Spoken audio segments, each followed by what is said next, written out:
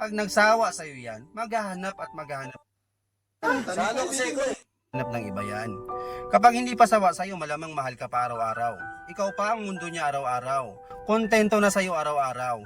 Hindi pa tatablaan ng mga kalandian yan. Hindi pa matutukso sa iba yan. Kasi kapag nagsawa na yan, mahirap ng pakisamahan yan. Nauumay na sa'yo yan. Kasi pag pagod na, okay lang yun eh. Yung pagod, kayang labanan yan. Pahinga nyo lang dalawa, kinabukasan, okay na kayo ulit. Sunod na araw, sunod na buwan, kaya pa yung pagod na, okay lang yun. Pero yung taong sawa na yun yung mahirap pakisamahan, yun yung mahirap labanan. Parang networking yan, alam nyo yung pyramiding, yung open-minded na siya sa lahat ng bagay. Open-minded na siya sa lahat ng mga kalandian. Kaya kahit sinong malalandi ang iharap sa kanya, grab the opportunity.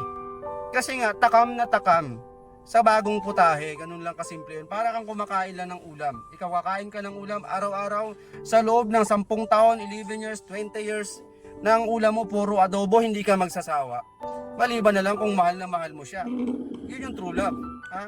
Pero yung ganyan, nagkaroon ng kasawaan, malamang, hindi yan love. Kaya kapag sawaan na kayo sa partner nyo, mas maganda talaga i-let go nyo na lang sila. Kaysa masaktan nyo pa.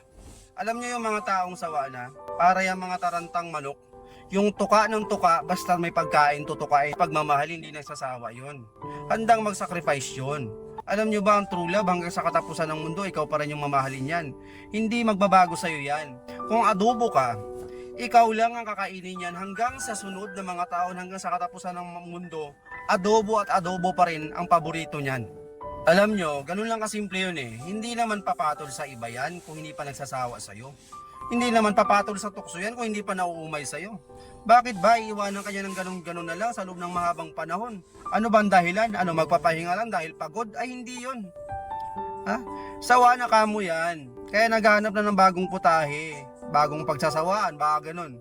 Diba alam ko lahat, hindi naman lahat, na-experience na yung ganitong bagay. Sa magkarelasyon talaga ito yung nakakatakot. Yung dumarating talaga yung punto na yung partner mo nagluloko kasi sawa na sa'yo. Hindi na makontento. Wala na, nauumay na sa'yo, ayaw ka nang makasama. Wala nang pakialam sa mga pinagsamahan nyo, sa hirap at saya, wala na para sa kanya yun. At ang masabi nyo na lang yung salamat sa lahat. Diba? Lahat ng magpartner na naghihiwalay ng mahabang panahon, alam nyo, halos hindi sila nag-aaway talaga, napapansin ko lang. Nang mag-end sila, yung away talaga na ano, pero kalimitan talaga ang sinasabi nila salamat na lang sa lahat. Kasi nandun pa rin yung sakit eh. Nandun pa rin yung feelings. Yun nga lang, wala na talaga eh. Wala nang nararamdaman. Umay na, ganun lang kasimple yun. So hindi yung true love.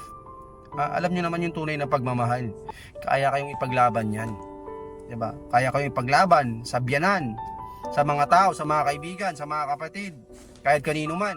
Hindi nagsasawa yan. Ngayon, kung nagsawa sa'yo sa loob ng mahabang panahon, hindi yan tunay na pagmamahal.